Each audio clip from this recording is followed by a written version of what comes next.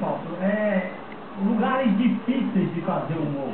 Por exemplo, um restaurante é difícil, muito difícil. O cearense tem essa facilidade de fazer rir na hora que as pessoas estão comendo e tal, e ele consegue chamar a atenção do seu humor. Quer dizer que dentro de um bar, dentro de um restaurante. Todo local o cearense tem essa capacidade de fazer isso. E outros cabritos, como é que você descobriu que você tinha jeito pra isso? Porque no Ceará existe uma regra para ser humorista, o cara tem que ser feio. Porque a beleza com o tempo acaba, e a feiura com o tempo aumenta. Tá vendo? O cara fica pobre, né? Claro.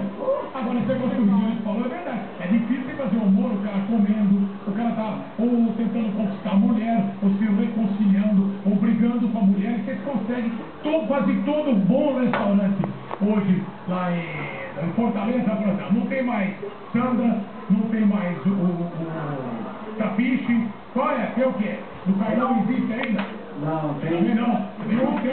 Faz tempo que eu não vou lá. Qualquer bom restaurante, então tem humor também. Assim, lá a gente tem show de segunda a segunda. Quer dizer, o cara tá chateado aqui embaixo. Quer dar risada, vai pro Ceará. Vai pro Ceará. Segunda a segunda, direto, show. É verdade. Agora, A gente, por exemplo, desculpa, a gente faz toda quinta lá na Lucas Rio, em Fortaleza. Mas ela tem na terça, tem na sexta, tem no sábado, e nas férias é direto, às vezes até 2 sessões por dia. ô senhor Luiz, metade da população vive do humor lá então? É verdade, acho que 80% até. Embora os políticos façam muito humor, né, Fausto? A gente também dá uma nossas cacetadas, né, grande. E quando vocês riem, aí é que você vê que está pintando um novo humorista, um novo comediante ou não.